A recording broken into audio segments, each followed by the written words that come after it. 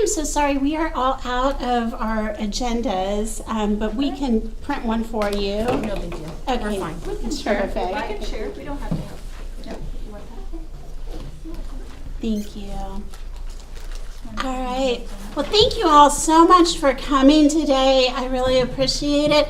My name is Tammy Peel, and I'm an admissions manager at Calvary. I started here back in 2016. My two youngest were early college students here, and that's kind of how I got started working at Calvary and then eventually working with admissions. I started out primarily working with early college students and their families, and I loved that. One of the first early college students that I worked with was Malachi and his mom. And so my role has expanded at Calvary. I'm, like I said, now an admissions manager at Calvary. And so I still love working with early college students and their families. But as my role expanded, we definitely saw the need to have someone else kind of focus on early college students and their families because we have so many. You are in good company. We have right around 75 early college students is what we're estimating for this fall. And by spring, we feel like we'll probably have 100 or more early college students. So you are a very, very important and vital part of school here at Calvary. So kind of that is, like I said, my story and kind of how I arrived at Calvary. My son was 17 when he started as an early college student here. When he converted over to a regularly enrolled student, he had about 20 credits of school. My daughter started a little bit earlier. She started when she was 15 as an early college student.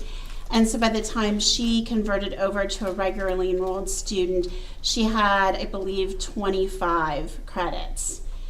Which was, certainly very, very helpful in getting a jump start on college. But what we're going to do is Malachi is going to introduce himself, and then he's going to pray before we get started today. Yeah. So, like she said, my name is Malachi Hoover. I started as a student here as early college in fall 2017. So, oh yes, there's a camera here. I forgot. Sorry, online folks. So yeah, again, my name is Malachi Hoover. I started as an early college student, just like you guys, in 2017, and have been here ever since. I started working in admissions almost a year and a half ago now. So, and primarily working with you guys, which I love, early college students, and just helping you guys get your feet wet in college and be comfortable. And hopefully that's what we're going to accomplish here today as well. So. Tammy is also, like you said, a great admissions counselor. If you have questions, come to us and we can talk about it. But yeah, that's kind of my story, I guess, quite a bit shorter. But now I'm a full-time student here, obviously, and I've loved it ever since. So I will go ahead and pray for us, and then we'll get started with the kickoff and give you some information, hopefully help you out. So let's pray. Dear Lord, thank you for just all the blessings you give us, God, good health, the ability to move and to just comprehend things, Lord, and learn. I pray, God, that you would help everyone here, Lord, to learn from this, and that they would all be prepared and feel ready to accept the knowledge that we're going to help them to get, Lord, and just be prepared to serve you better through their experience at Calvary, and to grow spiritually. And we'll thank you for that. Thank you for the safety you gave everyone coming here. We pray the same for everyone going back, and just everything that goes on today as we finish up preparing for school starting on Monday.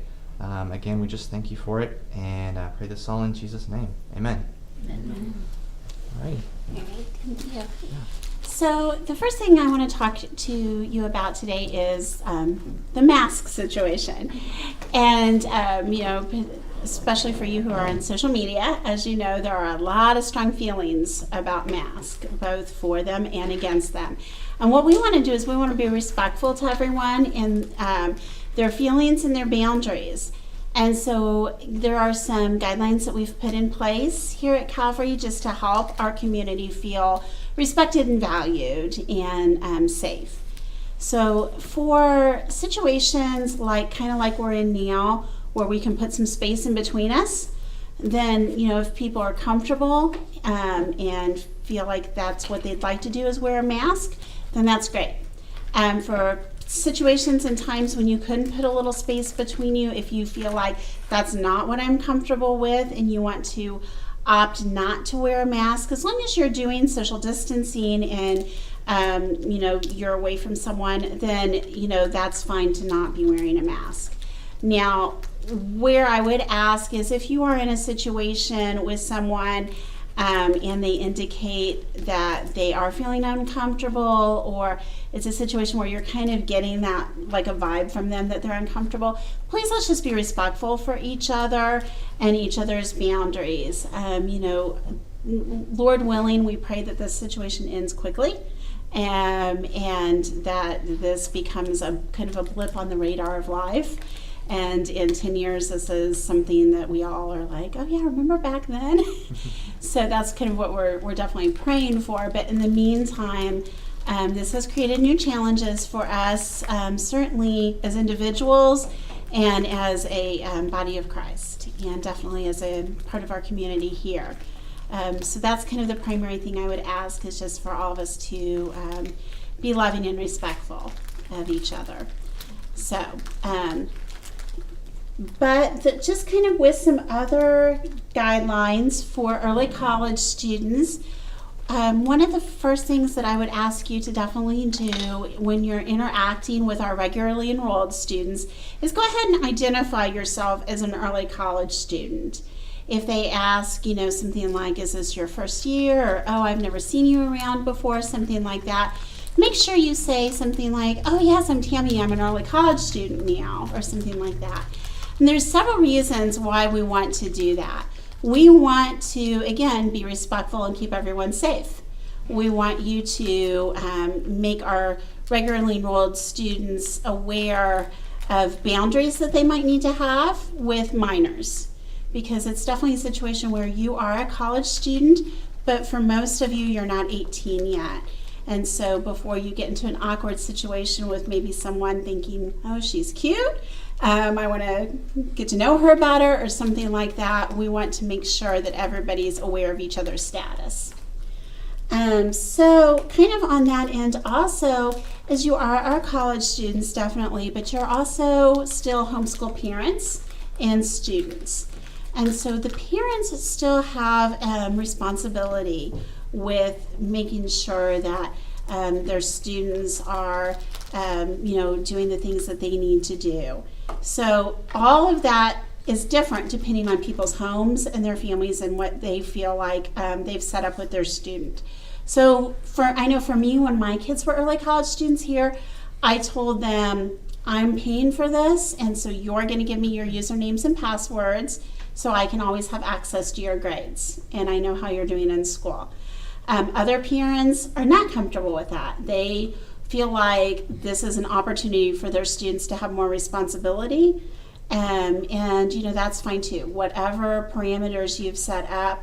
But we just feel like definitely parents are still ultimately responsible for their minors, and we want to just let you know that we're here to come alongside you.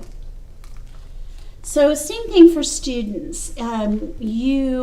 You're responsible, or else your parents wouldn't have put you in this situation of being early college students. So we definitely want you to have certain freedoms, enjoy your experience here. But there are some things that we ask that you not do unless you have parental permission. And one of those is to go off campus.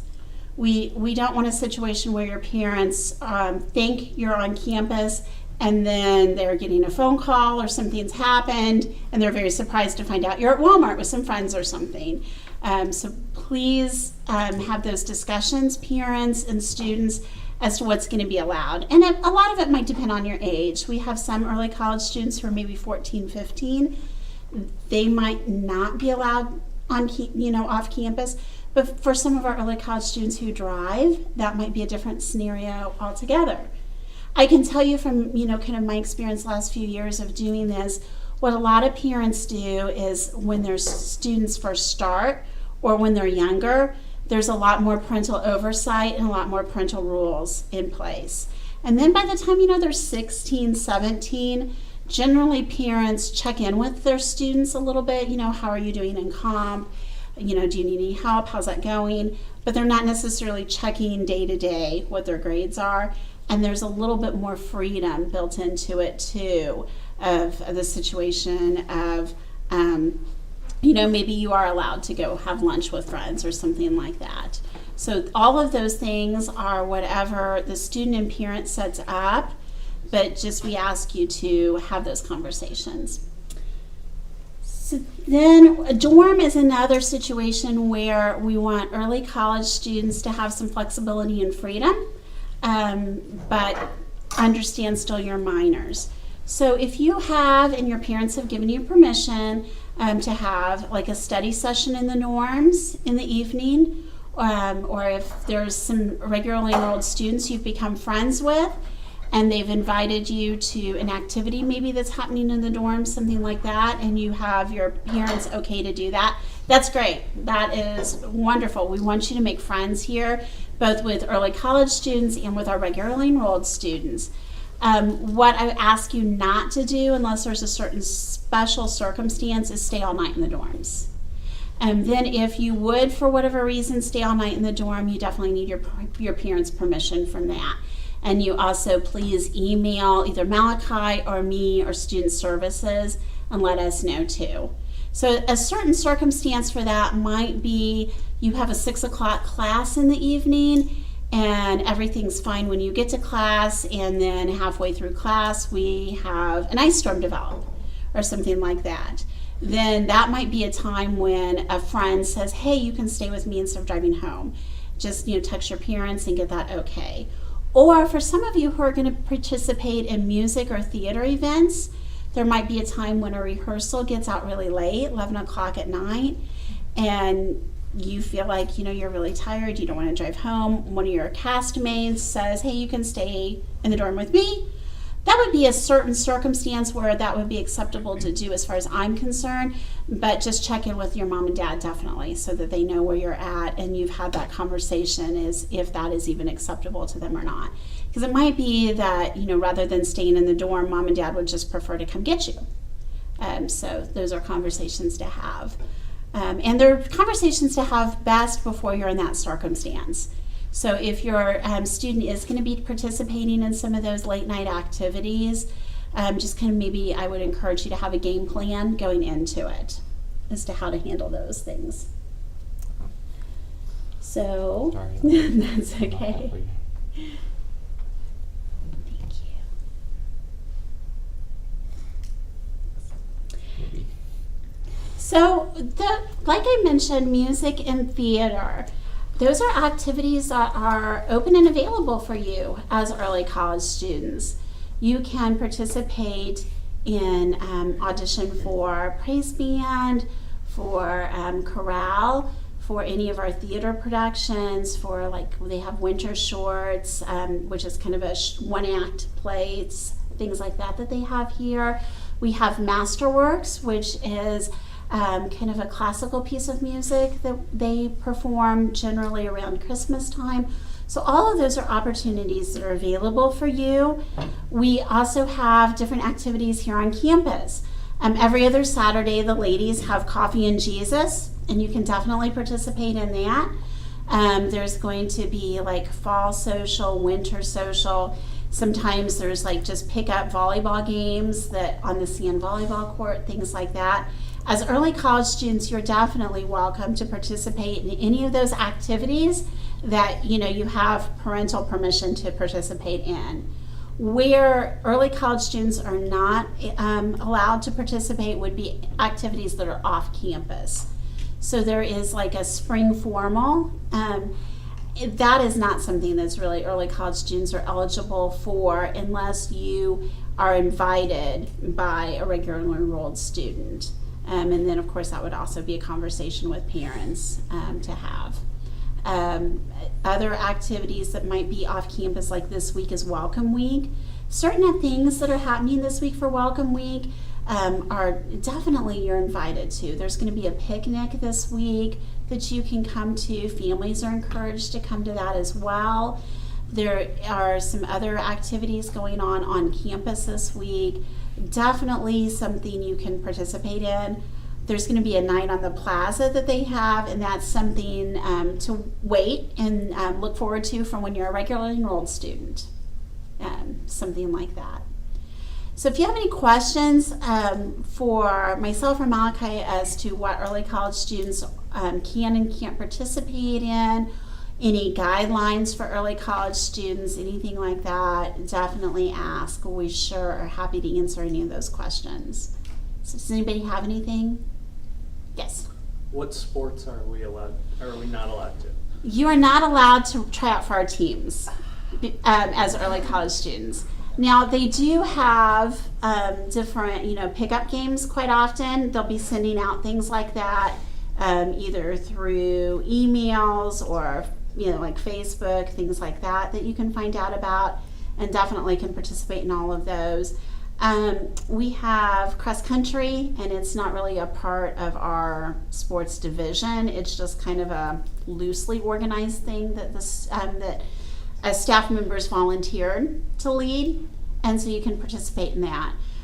For people who are interested in sports, maybe volleyball, basketball, something like that, there have been early college students who have done things like been the manager for the team or worked out with the team or something like that. So if you are interested in sports opportunities but you can't participate, then have that conversation with the coach and see what they'll let you do. Okay. Yeah. Any other questions? Communication, so auditions, socials or whatever, how is that communicated? There'll be emails that go out, and yes, we'll definitely talk about emails and everything, and then there'll be signs and posters all over campus that you'll generally see. Yeah. Okay. So if you leave here and you think, oh no, I meant to ask, or even a week or two from now, if something comes up and you would like to ask, then just again shoot us an email, phone call, and we'll be glad to answer any questions you have. So that's kind of the social aspect of life as an early college student here at Calvary. Again, we want you to have a really great time. We want this to be a really good experience. And so now Malachi is going to talk about academics and academic aspects of being an early college student here. So, yeah, possibly, probably, hopefully, the reason you're here, right? Academics. So, first, I just want to kind of go over some basic things some of you may not be familiar with. First of all is your transcripts. So, that's basically a piece of paper / it's a digital copy thing. Your grades and your classes and all that will go on this, and it is permanent. It follows you. So, if you take some classes here at Calvary, great, you decide you want to transfer out, or you stay here at Calvary after you graduate high school, either one, you still have those classes. So, why am I saying this? Because it's important to do well in your classes. Otherwise, that F or, bad grade or whatever will stay with you. So, keep that in mind as you're going through your classes. If you're struggling, I think we mentioned already. If not, we'll mention it several times. Just communicate that with your professors, and there's several resources which again we'll touch on a little bit later. Don't want to get ahead of myself, but do well in your classes, and just let us know if you're struggling. Another thing is GPA stands for grade point average. These are your grades, obviously. This is cumulative to all your classes. So again, this is important, especially after you graduate high school and you either go on or stay here at Calvary for various things, for scholarships, even for some colleges acceptance, into the program. They have a really high GPA requirement. So most schools operate on a 4-point system. That's the highest you can get. Just maintain a high GPA, 3.0, 4.0, just try and do well, and again, communicate that if you're struggling. But that's important. Another thing is just credit hours. So you need a certain number of credit hours to accomplish your degree, right? So you build these up. Some of the classes you're probably taking, especially your first semester here, are maybe 1 credit hour. A lot of the other ones are 3 credit hours. And then there's some slight variances, but that kind of gives you an idea of the workload for the class, as well as, like I said, they accumulate, and you build those up towards your degree. You get the credit hours you need, the credits you need, right? So also very important, if you fail the class, or certain other circumstances we'll talk about later, like withdraw from the class and things, you won't get those credits. So very important to make sure of that stuff. But any questions about that before I move on? Yes. Just for clarification, do the credits count as actual college credits or not? Yes, ma'am. Yep. And these, you guys are early college students, which means you're still in high school. So a lot of these credits can still count for high school credit as well. I just have to talk with your school, But yes, these are college courses. So welcome to college. You're a college kid now. So definitely. Any other questions about that? Okay. So I want to talk about adding and dropping a class. Like I said a second ago, I copied this from the catalog, which is on our website, because it can get kind of confusing, so I want to read it to you correctly. You'll notice here at Calvary we kind of split the semester into cycles, right? So most classes are only 8 weeks long. That's a cycle, an 8-week cycle. Some of them are 16 weeks. So the policy for adding and dropping a class varies between those two. So just want to let you know, for adding a class, you can add a class up to 3 days after the current class begins, after the first week of class, for an 8-week class, you can add a new class up to 3 days after the current class begins or before the next class session begins, whichever comes first. So again, this can get confusing. If you're taking notes, now would be a good time to write this down. For 16-week courses and adding a class, no course can be added after the end of the first week of classes. So if you're going in your first week of class and you think, oh, I want to add another one, keep in mind, books and things, it's kind of hard to do that, but you can still do it within that first week of classes. Make sense? Okay. For dropping a class, for 8-week courses, they can be dropped through the first 7 days of the course in the first week. They may be dropped through the first 7 days of the course, with the first day of class being the start date. Okay, so a week after your first day of class, you can drop it, and it won't affect your grade, and you won't have to pay for it. After that, you will not be refunded, and you'll get a W on your transcript, which means you withdrew from the class. And again, that goes with you, so very important. For 16-week courses, a little bit different. They can be dropped through the second week of classes without any academic penalty. You'll get a W, and then if the student withdraws from the class the third week through the end of the 9th week of the class, so after the third week, that's all, you'll get a W. Courses may also be changed from being taken for credit to audit, but that's some stuff you can look at in the catalog. You'll probably want to take these for credits, like you talked about for college credit. But anyways, so again, excuse me, I stumbled over my words a little bit. Wanted to read that for you, so you got it right. So that's adding and dropping a class. Also very important for transcripts and stuff. So that was probably confusing. Any questions about that before I go on? I would just encourage you that this is your permanent transcript.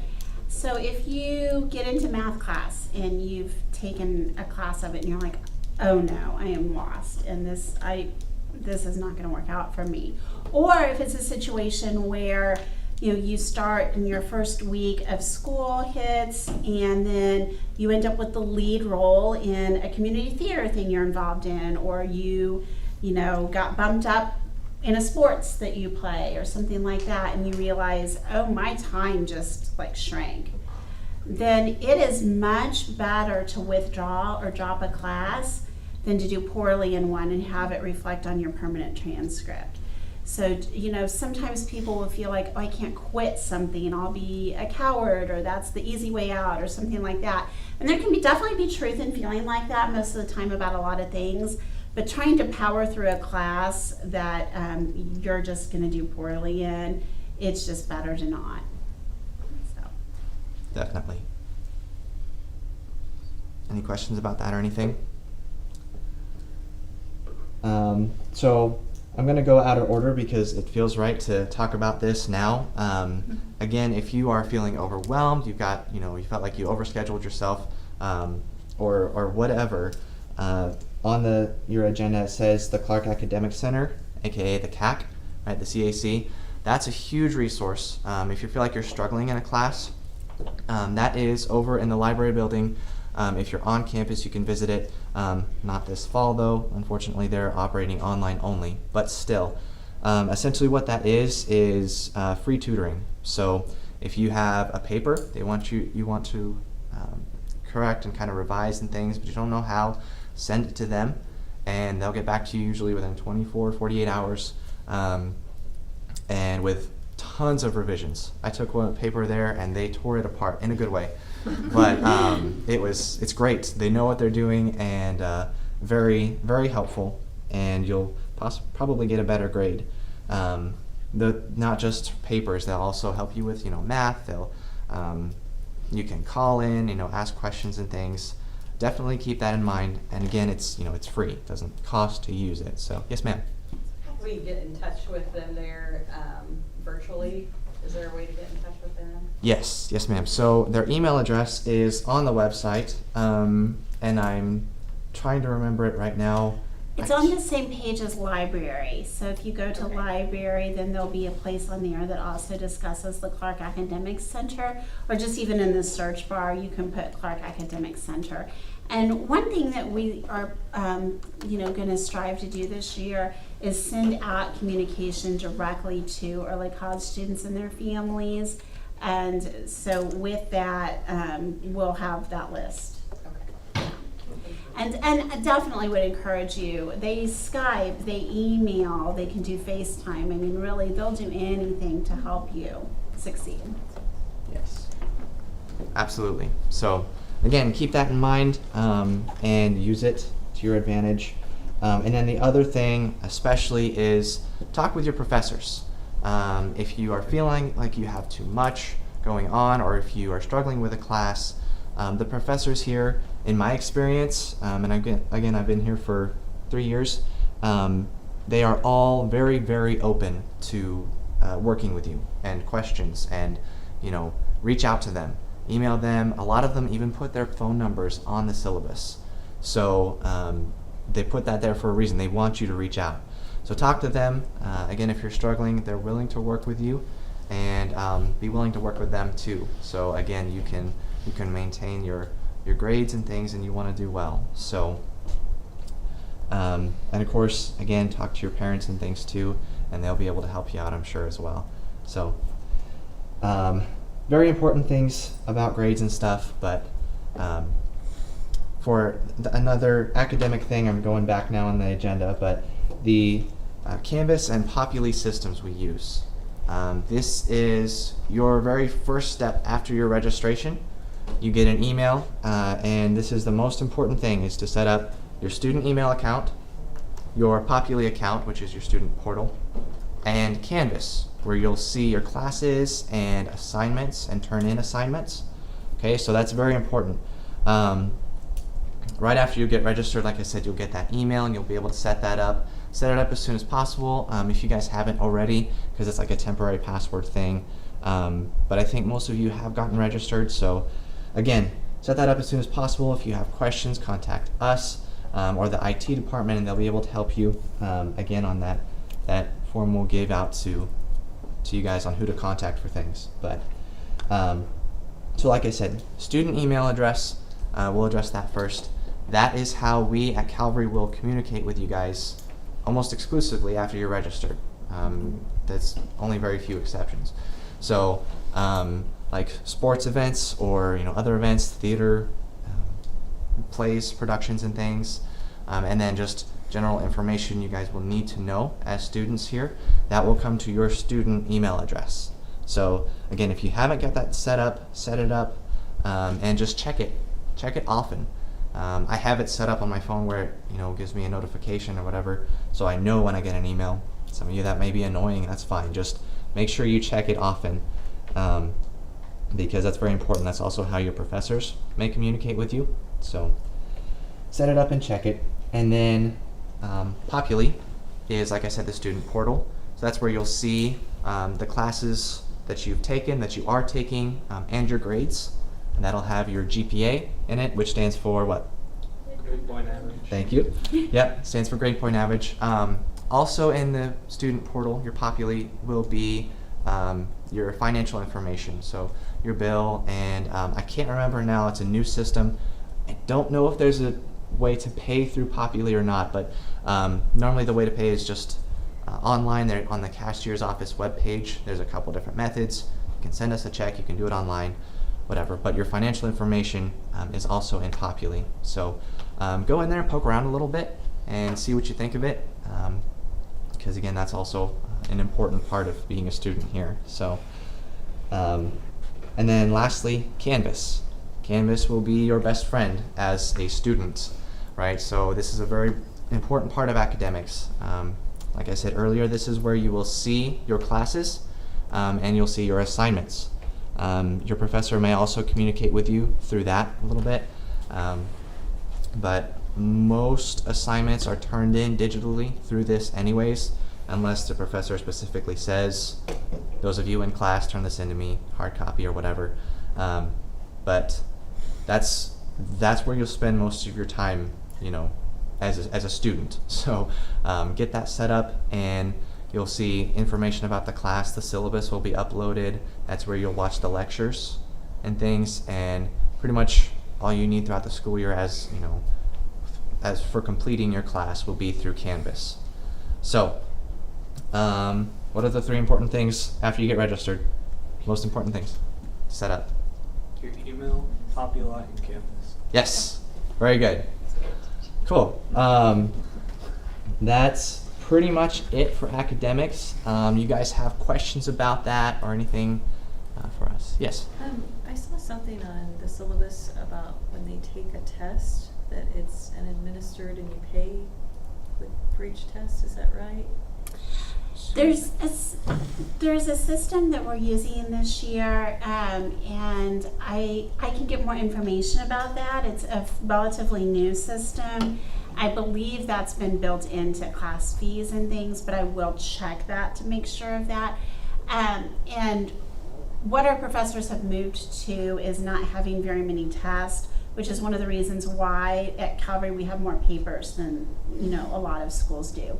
We have a lot of online students, and with tests, it can kind of be a situation where, especially with our online students and with us turning in work in Canvas, it's tempting to Google things.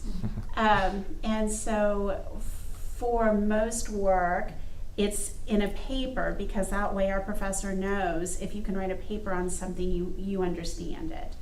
There are going to be times, of course, where we do have tests, and for a test we are going to use a system where it's a very unique and very kind of a smart system that they've created, this company has, to try to keep students from cheating, basically, And so I can find out more information, and we'll send that out too.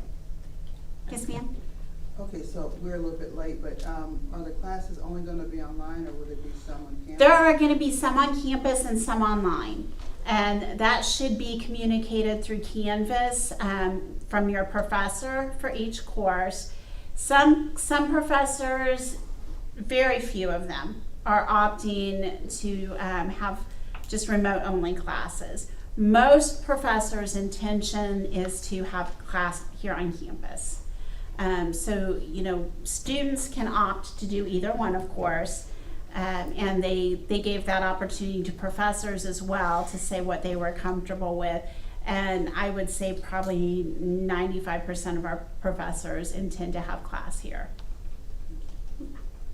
And also for Canvas, it is a great tool. And I know I have it on my phone as an app. And so I get notifications if a professor has graded a paper or something, then I'll get that and I can see it right away. For your videos, for me, sometimes I will watch the video on my phone. You can do it a lot of different ways to watch the video. I know my son is still a student here, and he sets his laptop up to the TV and he watches it that way. And so, there's a lot of different things you can do. I have twins. Uh-huh.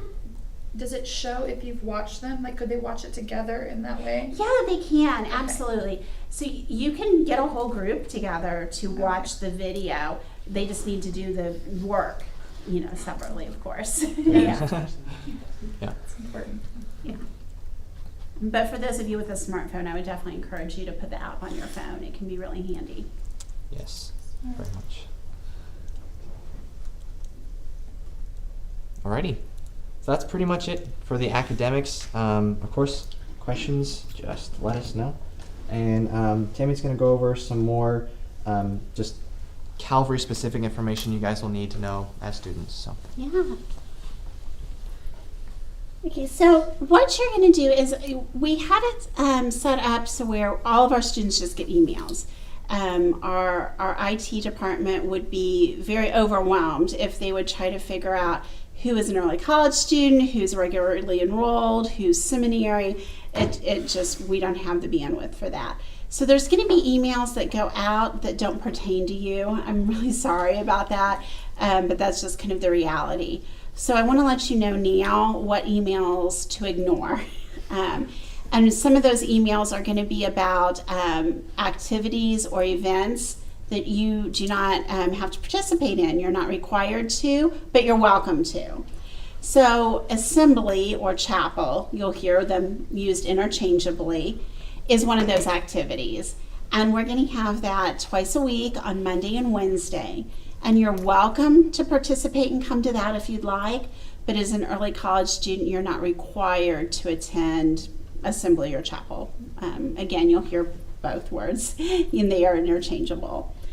And then there's also going to be a student ministry. So you might see an email about you need to turn in your student ministry hours or something like that. You can ignore that because as early college students, we don't require you to do ministry. Of course, we encourage it, to be doing ministry within your local church, but you don't have to turn that in, to the ministry director. Also, we have certain days on campus that you are welcome to participate in, but you're not required to. Those would be our prayer days and our work days. So if you see something about campus work day, if you're a online student, of course, all of our online students don't participate in that. But if if you typically take classes here on campus and there's a work day or prayer day, then just know you're not required to participate in that.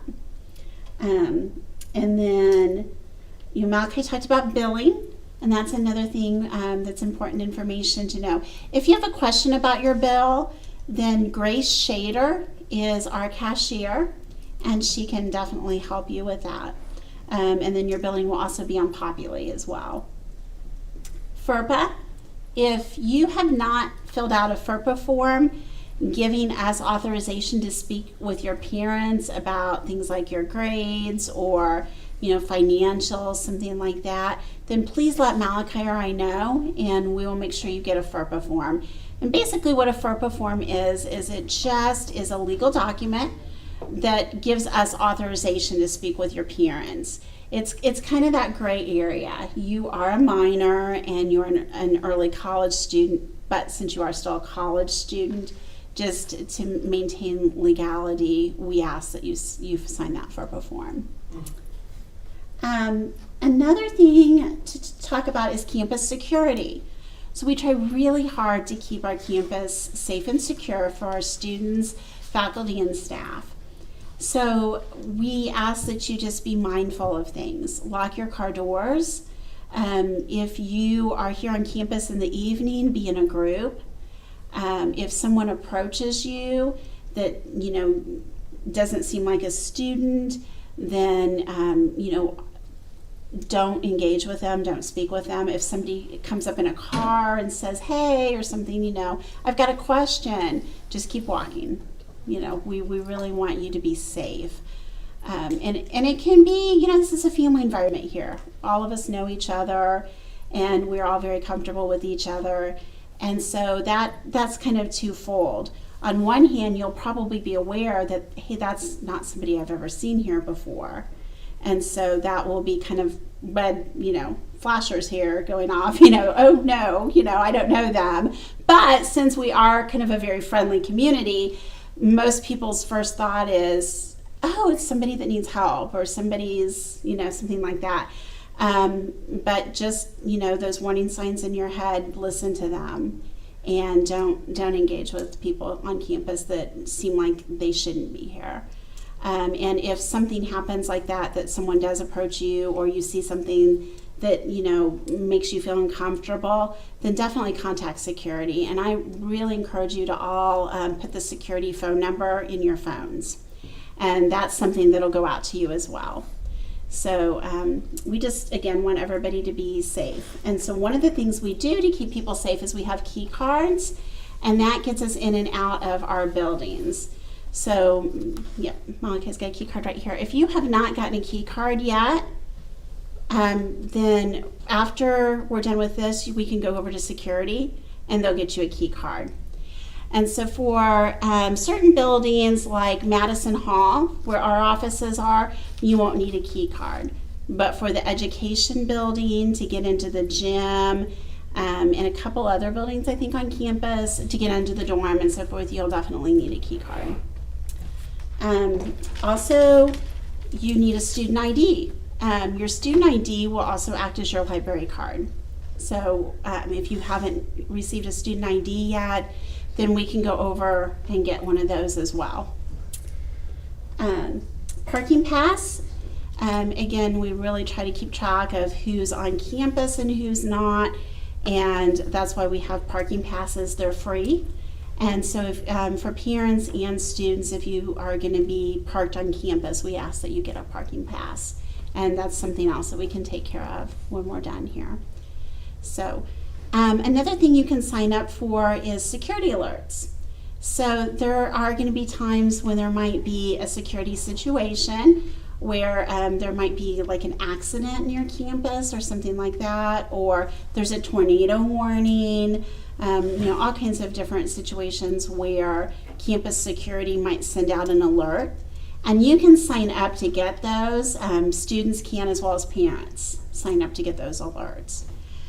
So we are a really secure campus. We very, very seldom have security issues of any kind, but we want to keep it that way. So, does anybody have any questions about any of that? Yes, sir. Somewhat unrelated, but are the library and bookstore and coffee shop open, or will they be? Yes, Okay. they will be open. Okay. Yeah. We are operating certain things at full capacity. Our library, I think, just because of the situation with people touching books and things like that, and also, most of our librarians are senior ladies. And so that's going to operate on a more limited basis. We do have a very large online book collection, but our cafe is going to be open. Absolutely. Do you need a key card to get into the library? You do not need a key card to get into the library now. So we're online only, that's the plan, so we should not need a key card.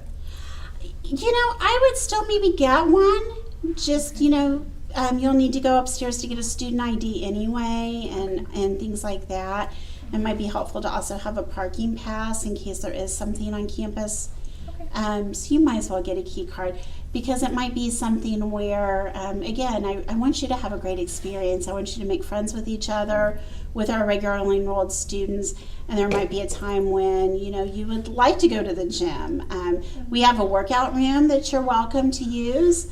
And then we're still trying to figure out what games are going to look like, if we're going to be able to have spectators at games.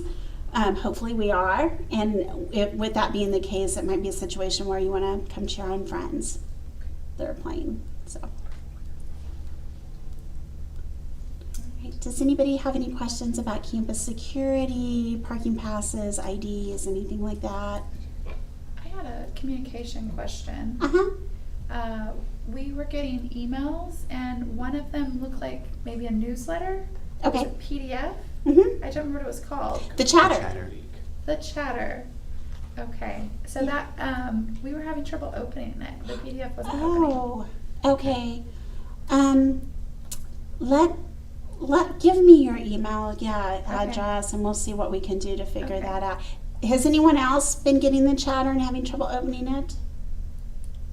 No. Probably user error. No, I'm sure it's not.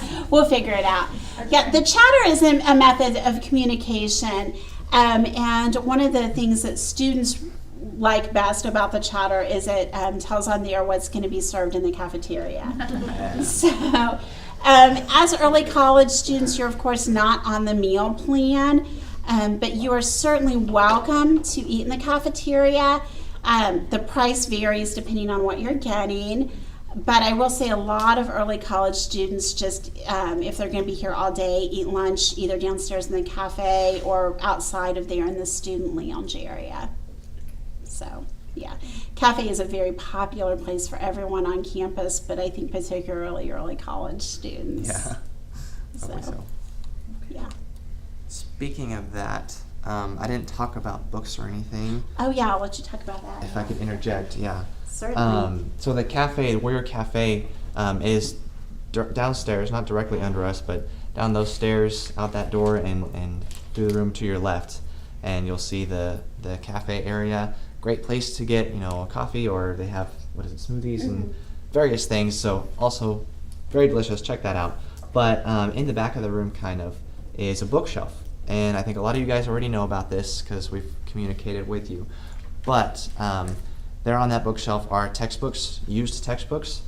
Here at Calvary, we use them a lot, and so a student will take a class, and then they'll put that book on the shelf and sell it. They name their price, but it's typically way cheaper than what you would find online, so like $10, $15, $20 average. Some may go more, but I haven't seen many that are higher than that. So if you are able to, I would definitely encourage you to come here and check out that bookshelf first, and find your books, as long as you don't mind them being a little rough around the edges and maybe having some highlights or something on the inside. That's a huge resource to use for books. So they do go pretty fast though. So another reason to watch for the spring schedule when it comes out and try and get registered pretty quickly if you guys are planning to stick around for spring. And then so you can get your books quickly as well. So. Yeah. And the spring schedule should be out the first week in October. And particularly if there's a certain class you want or need, I would really encourage you to sign up for classes quickly, because they fill up, some of them very fast. And so to register for spring classes, you can call and speak with either myself, Malachi, or Ruth Grimm, and she is the academic advisor that works with early college students. But any of us would be happy to help you with signing up for spring classes. So does anybody have any questions about books or classes, anything like that? Okay. Well, on that back table, we have more pens, we have snacks, we have bottled water, we also have some t-shirts. If you've not received a t-shirt, please grab one. If you would like a different size than what's back there, then just let us know, and we'll be happy to provide that for you. And so I think we're pretty much done, so grab what you want to grab back there. And then for anyone who does need a key card, a parking pass, student ID, Malachi will be glad to help you get up to security and go get that taken care of. Thank you all for coming. It is great. I recognize some of you, but it's great to finally meet you face to face and Yeah, huge blessing to have you guys on our campus, and great to meet you. Online people, thank you for watching. Hopefully this helped. Thank you.